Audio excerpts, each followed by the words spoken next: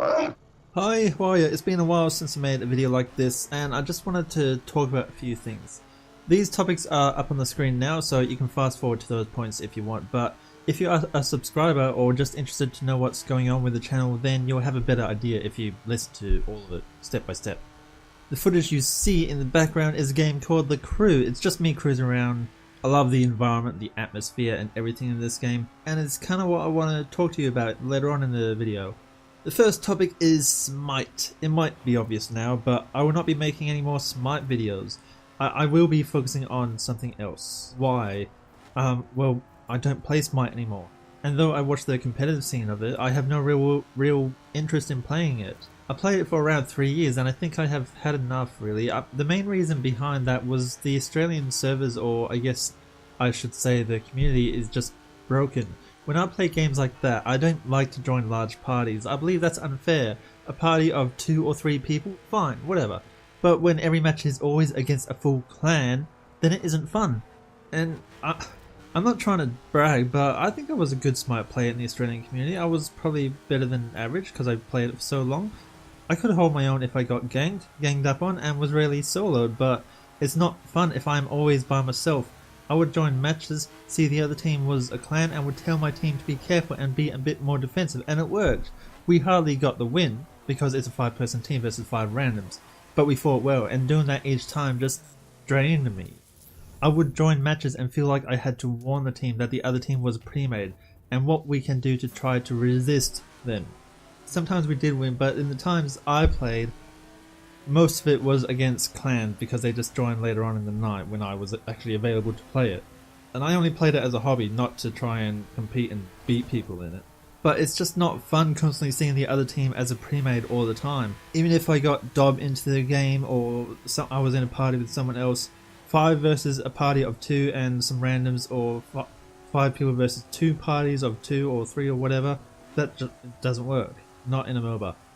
It's just that the clan members who do this though, who rely on 5 people in their team all the time every night, that's the problem with small communities, and that will always happen, and most people don't recognize that problem unless they are older and they start to realize, wow, you know, we really like this game, we should actually give a damn about the community and actually help new people get into this game, not try and scare everyone away by smashing them and laughing at them all the time and being bad sports. I'm not saying that happened all the time, but it's common. You know, there is bullying on the internet. So I stayed around for a long time during that, trying to convince friends to play against it, but it's not fun in a game to always be the David versus the Goliath in that situation. In a lot of games it's not a big deal, you can get lucky, you can do some flukes, but not in a MOBA where it's so easy to snowball from a good early game. That balance is a problem, but I find it happens in the less popular games out there. As an Australian, that's something I need to be aware of when buying a game.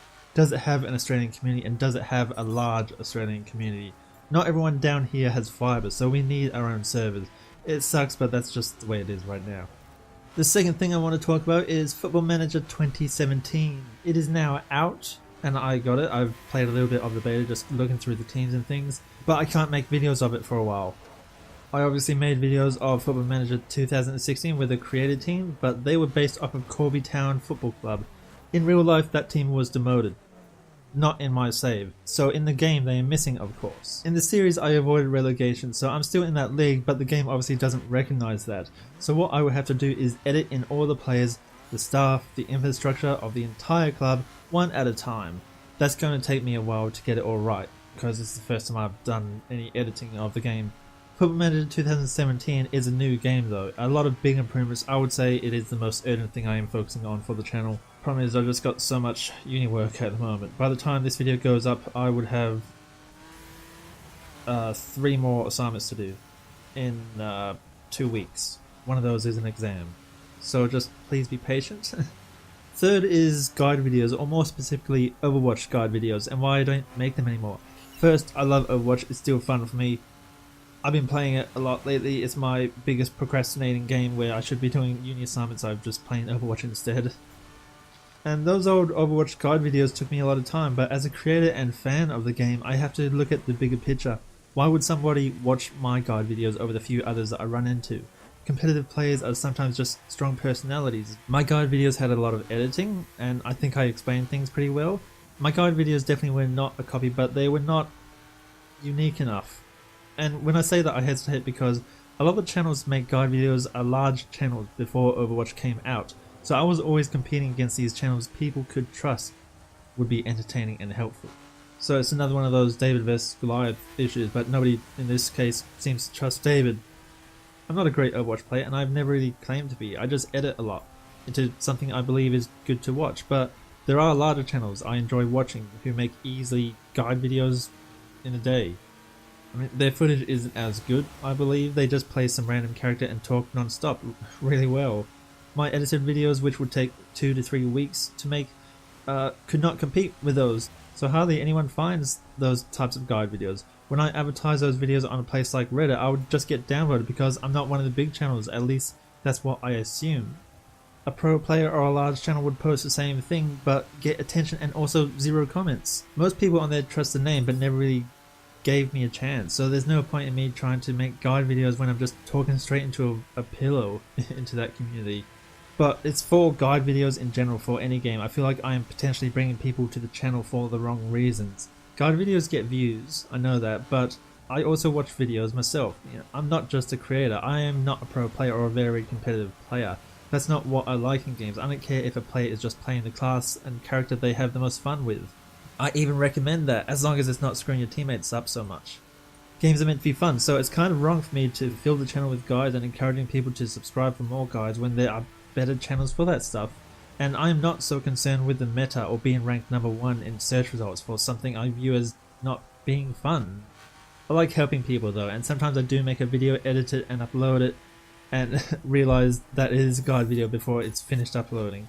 That's just my style. If I find something useful, I'll share it, but it presents the channel in the wrong way, which I really need to think more about, because I don't want people subscribing for the wrong reason and expecting a lot more from me. So I need to ask that question, what do I want to represent the channel? This is what I want to focus the channel on, and it's taken me a while to realize this because it seems pretty unique, in my opinion. I've done Let's Plays, guides, reviews, first impressions, tours. I've made a ton of different types of videos, but what I really like playing are games with a good atmosphere in them. Sometimes this is a big budget game, such as Hitman for example, that just looks amazing at the moment. But I'm also interested in cutting edge games like Star Citizen. I want to follow that development because it really looks like a next generation type of game. And it's not just about space. I saw some footage of it before and they were actually on land, they were on a planet, and it's randomly generated planet which looks amazing by the way, nothing like Fast Sky. There was a giant worm, it looked amazing, so it's only a matter of time before they pretty all up, give it a lot of atmosphere, birds in the distance or whatever. It really looks like that game could change a lot of things which people expect from games. Kingdom Come Deliverance is another game I want more people to be aware of. It's more like a role-playing game, but it's a realistic role-playing game, as in it's in a real place in the world, but taken back to the medieval times. That's going to be amazing. There's no levels in that game. A farmer can kick your ass if you suck at the combat. There's hardly going to be a HUD. It's going to be amazing. And I need to start spending money to try those types of games and make videos for you guys. And I'm keen. I haven't got much money, but I could spend money on those games every now and then just to play and just to play for myself and try to show you guys the cool things in it. But atmosphere, immersion, presence, level design, that is what I think really makes a game memorable, more than its gameplay. You can walk around an area and have fun killing zombies, cops or whatever, but the locations, the setting and theme is what makes it memorable. Gameplay is just simply connecting dots, but why are all those dots relevant? In what type of setting is it in? Why is that important and deserves to be called special? Atmosphere, immersion, art and all that is what brings those dots to life. It makes you feel like you are a part of the game, like you belong in that world. You don't remember pointing the crosshairs at a pixel, causing it to spread out into smaller pixels. You remember shooting the target and creating an explosion which affected the environment around you. It looked amazing, it shocked you, scared you or whatever. It hit something inside you which you found memorable, and that's what makes a good game. Something which you can remember for a good fun time and don't find it easy to forget. That's just my thing. Some people may not agree, so to those I would suggest you unsubscribe now. Are they gone? Good. Okay, look guys, If you agree with me, then I know I'm going to sound biased here, but I believe we know how important atmosphere is in games, and I want to share this to people and help you guys who share in it too. We are still all nerds who get excited over these details: a rock, a puddle, a piece of paper blowing across the street. All that stuff can be found outside, but in a game it can really be... I can't let you out of the country, Alex. All that stuff can be found outside, but in a game it's rare, and it really brings out the life inside a game. It makes you feel like you are really a part of that fictional world. But then again, I also like editing videos to make it immersive, atmospheric and all that. With my film background, I find that a bit of a fun challenge, so I will sometimes show games like Football Manager 2017, Project Zomboid, even Civilization, and tell you a story and upload those types of videos because I thought they were entertaining to make. And if I put a lot of effort into what looks like a boring game and, you know, put a video of it together, then I might as well upload it, right? You know, I think all that is unique enough for me to deserve your subscription or your view. And hey, you know, I'm not a YouTuber. I give a damn what people watch. I'm subscribed to a ton of channels myself which I enjoy watching, and if I think they make better videos than me for that game, then I don't want to try and dethrone them. They make me happy, and I don't do this for personal gain. This is all for fun, but my main goal of this video was to try and explain to you the new direction of the channel, because honestly I don't really deserve most of your subscriptions. If you like the sound of this new direction, then hang around. If not, then I understand if you're unsub. You know, thanks for watching, and I'll see you around.